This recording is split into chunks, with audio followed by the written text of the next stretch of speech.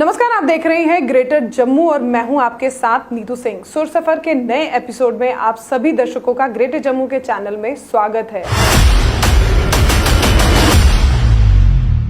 मैं हूं आपके साथ नीतू सिंह। सुर सफर के नए एपिसोड में आप सभी दर्शकों का ग्रेटर जम्मू के चैनल में स्वागत है। आज मैं आपकी मुलाकात कराने जा रही हूं उन्हें उधमपुर की सिंगिंग सेंसेशन भी कहा जाता है।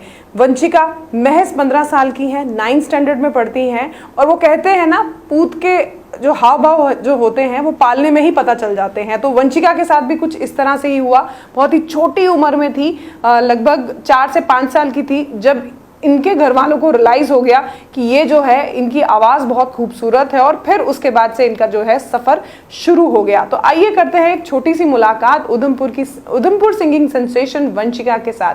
वंशिका, ग्रेटर जम्मू के चैनल में आपका स्वागत है। सबसे पहले आप सभी को मेरी तरफ से नमस्ते, जय माता दी। मेरा नाम वंशिका डोगरा है और मैं उधमपुर से हूँ। उधमपुर से। वंशिका, जैसे कि आपके पापा से हमारी बातचीत हुई, उन्होंने कहा बहुत ही छोटी उम्र में, लगभग 2-3 साल की थी जब से आप ये गाना गाते थे और आपकी आवाज़ बहुत अच्छी थी, तो फिर उसी से ही आपका जो है सफ़र शुरू हो गया। तो ये क्या गॉड गिफ्टेड था या इसी तरफ जाना चाहती थी आप? मैम, मेरे जो गुरुजी हैं वो मतलब हमारे घर के पास ही रहते हैं। देखा जाए तो वो मेरे सगे मामू हैं। तो वो मतलब उनको बहुत ज़्यादा ऐसे शौक है कि मैं सिंगर बनूँ और मतलब वो रियाज़ करते थे। तो मेरे को ऐसे बड़ा अच्छा लगता था कि मामू गाते थे। मेरे को पता नहीं था कि मैं भी मतलब गा पाऊंगी या फिर नहीं। उन्होंने एक बार ऐसे मेरे को, मैं निरंकारी हूँ, मतलब निरंकारी हूँ मैं। तो उन्होंने मेरे को बोला कि आप निरंकारी मतलब कोई भजन सुनाओ। उन्होंने सिखाया मेरे को, फिर एक मैंने गाया और मतलब भवन में मेरी बड़ी ऐसे हुआ कि हाँ यार ये बड़ा अच्छा गाती है, ऐसे मेरा नाम ऐसे थोड़ा आगे चला गया। फिर थोड़ी बड़ी हुई मैं, जैसे मेरे को 5वां साल लगा, फिर मैंने अपने मतलब सोचने लगी कि मैंने क्या करना है। फिर मैंने सूफी गाया, मतलब ऐसे प्रैक्टिस की अपने आप में। फिर मेरा ऐसे गला खुल गया। फिर मेरे को पता चल गया कि हाँ मेरे को यही बनना है। 5 साल की बहुत छोटी उम्र होती है। उस समय तो बच्चे शरारतों में ही जो है इंडल्ज रहते हैं, शरारतें करना और फ्यूचर के बारे में मुझे नहीं लगता उस एज में फ्यूचर को सोचना बहुत बड़ी बात होती है। तो 5 साल की उम्र में ही आपने शुरू कर दिया और ये डिसाइड कर लिया कि सिंगिंग के क्षेत्र में ही मुझे अपना नाम कमाना है। मेरे पापा हैं जो ये फ्लूट मास्टर हैं, फ्लूट बजाते हैं। तो मतलब हमारे घर में स्टार्टिंग से ही म्यूजिक था। मेरे मम्मा हैं जो वो भी निरंकारी सिंगर हैं, मतलब वो अपने टाइम में गाते थे। थोड़ी देर वो बीमार रहे, फिर उसकी वजह से मेरे को ऐसे बड़ा ज़्यादा इंटरेस्ट हो गया कि मेरे को भी सिंगर बनना है। मम्मा भी सिंगर थे, मेरे को भी सिंगर बनना है। तो मेरे को बड़ा अच्छा लगता है जब मम्मा साथ में होते हैं और हम गाते हैं दोनों साथ में। तो निरंकारी भवन में जो आपने उस समय भजन गाया था वो अगर हमें सुनाएंगी, क्योंकि आपकी आवाज़ तो हर कोई सुनना चाहता है, तो हमारे दर्शक भी सुनना चाहेंगे कि जब आप पहली बार आपने जो भजन गाया था वो कौन सा था? रब बंदे दी जात है कौन, जी में कपड़े दी जात है रूं, कपड़े दे विच रूं है लुकिया, जी में बिच बंदे दे तू, आप बोले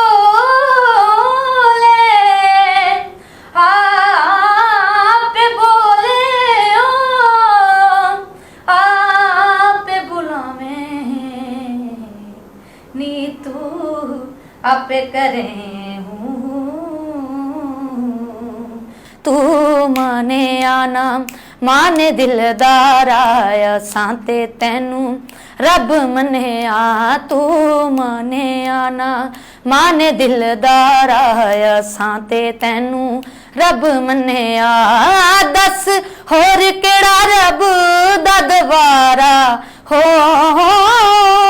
दस होर केड़ा रब दा दवारा आया सांते तैनू रब मन्या, तू माने आना माने दिलदार आया सांते तैनू रब मन्या।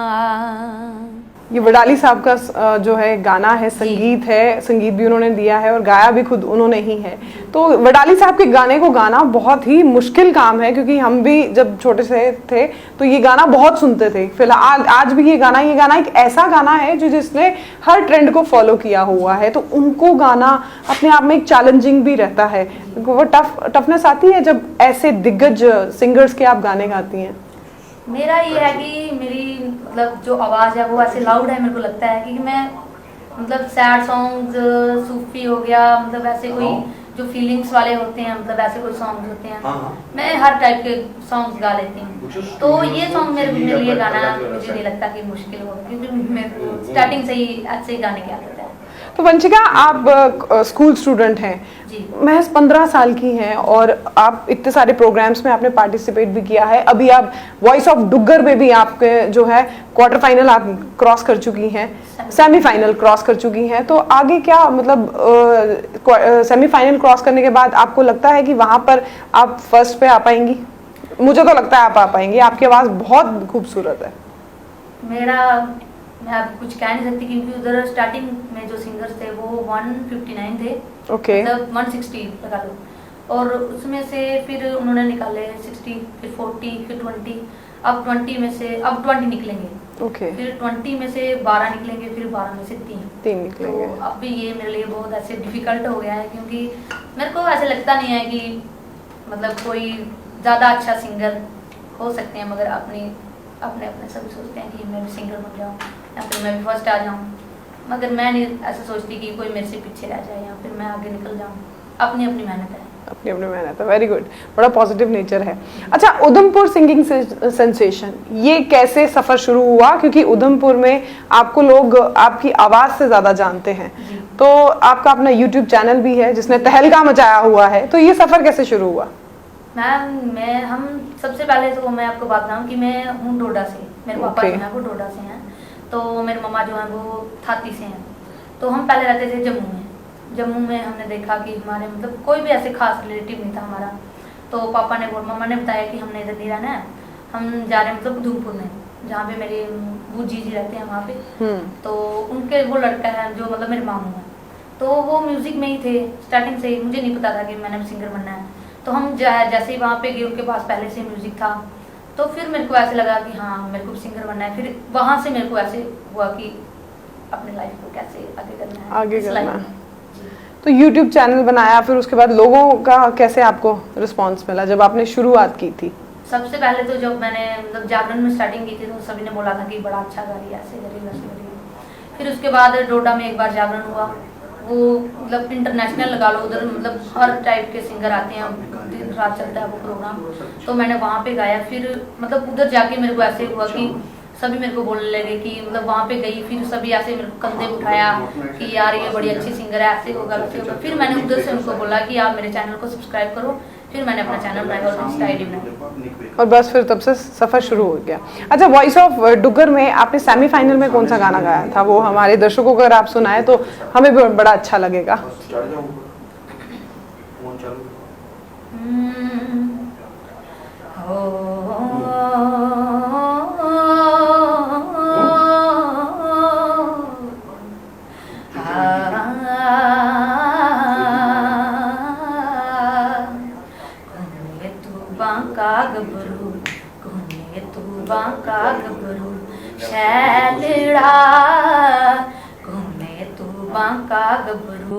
छैलड़ा ओ सिपाहिया सूर में ओ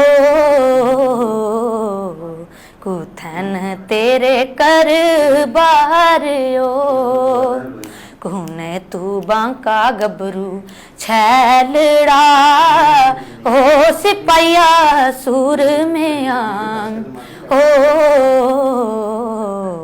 कुथन तेरे कर बार ओ चंबे दी तारा मेरे मापड़े ओ चंबे दी तारा मेरे मापड़े ओ जिंदे तारे दिए ओ उठन मेरे कर बार ओ। बहुत खूबसूरत आवाज़ है आपकी। वंशिका, कभी यही सिर्फ सूफी में ही ट्राई किया है या बाकी और क्लासिकल या फोक सॉन्ग या बॉलीवुड स्टाइल ऐसा भी कुछ ट्राई किया है? हर टाइप के सॉन्ग गाती हूँ। मतलब मेरे को जो, अगर कोई मेरे को पूछे कि आप मतलब क्या पसंद करते हैं, मेरे को सूफी सबसे पसंद है। मैं वही कहने वाली थी, क्योंकि जॉनर जो है आपका वो सूफी में ज्यादा अच्छा है। तो मैं गाती सूफी हूँ। तो मतलब ऐसे नहीं है कि मेरे को आता ही सूफी है, मैं हर टाइप के सॉन्ग गा लेती हूँ, मगर सबसे फेवरेट जिस तरह का आजकल टाइम चल रहा है, लोग ज्यादा रैप गा रहे हैं, लोग ज्यादा बॉलीवुड म्यूजिक को ज्यादा तवज्जो दे रहे हैं, और सूफी गाना कोई खाला जी का घर नहीं है। सूफी गाना बहुत टफ रहता है। अक्सर लोग कहते हैं सूफी गाना बहुत आसान है, लेकिन जो गाता है पता उसे होता है। और आपकी एज में, आपकी महज 15 साल की उम्र है, और इस छोटी सी उम्र में सूफी गाने में इंटरेस्ट रखना ये आप में ही, अपने आप में ही बहुत बड़ी काबिलियत होती है। तो और कोई बॉलीवुड स्टाइल में कोई गाना जो कोई आप गुनगुनाती हो? जो मेरा फेवरेट सॉन्ग है हमारी अधूरी कहानी, मैंने एक बार सुना था, सिर्फ मेरे को अच्छा लगा था, वो सुनाऊंगी। प्लीज। पास आए दूरियां फिर भी कम ना हुई, एक अधूरी सी हमारी कहानी रही, आसमां को जमीन ये जरूरी नहीं, जान ले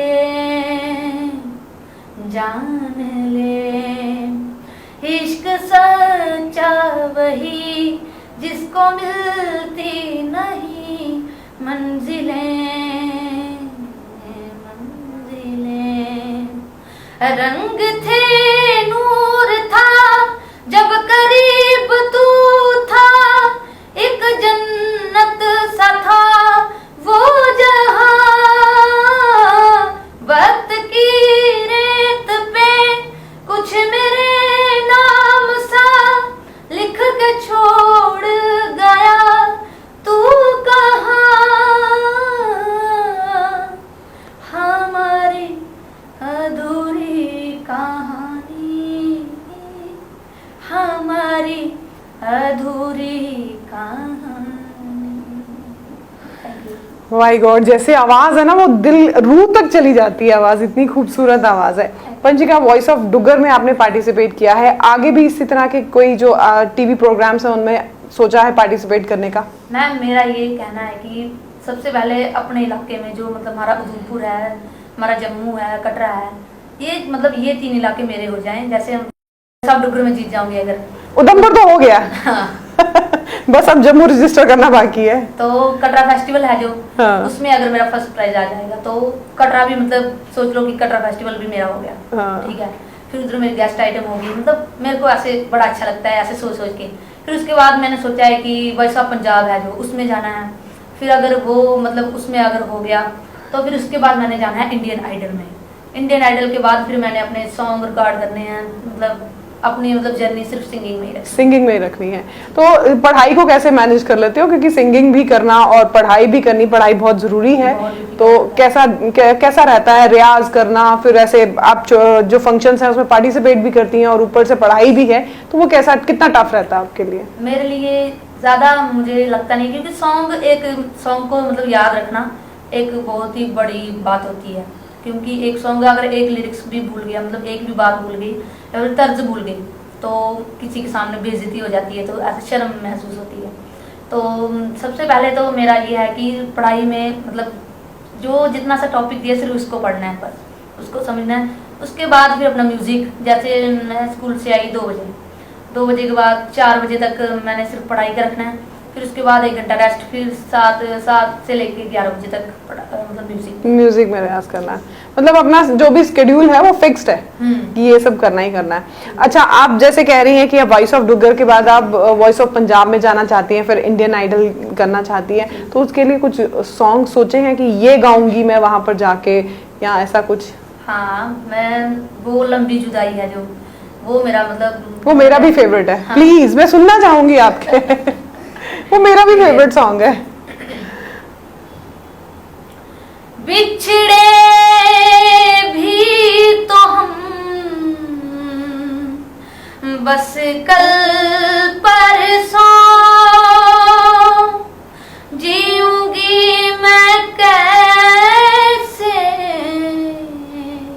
इस हाल में बरसों मौत ना आई, तेरी याद है आई है। लंबी जुदाई 4 दिनों दा प्यार ओ रब्बा, बड़ी लंबी जुदाई, लंबी जुदाई। एक तो सजन मेरे पास नहीं रहे, दूजा मिलन दी कोई आस नहीं है, दूजा मिलन दी कोई आस नहीं है। उस पे सावन आया, उस पे सावन आया, आग लगाई है। लंबी जुदाई 4 दिनों का प्यार ओ रब्बा, बड़ी लंबी जुदाई, लंबी जुदाई। रेशमा जी के बाद अगर किसी ने इस गाने को बड़े तरीके से गाया ना तो दैट इज यू। इसके बाद इसके हमने यूट्यूब में भी बड़े सारे वर्जन्स भी सुने हैं मैंने। मुझे रेशमा जी की आवाज़ बहुत अच्छी लगती है। उनकी आवाज़, वो एक माने हुए कलाकार है, पाकिस्तान की वो एक फनकार रही हैं, और जब उनका ये गाना बजता था ना, लंबी जुदाई, तो मैं कहती थी जो इंसान इमोशंस नहीं रखता था ना, वो उसके अंदर भी इस गाने को सुन के इमोशंस आ जाते थे। तो चलिए Vanshika, best wishes greater Jammu की तरफ से आपको। हम यही चाहते हैं कि फ्यूचर में जो आपने सोचा है, जो आपके सपने हैं, वो आपको जल्द वो मुकाम मिल जाए और आप जम्मू का नाम जो है वो आगे रोशन करें।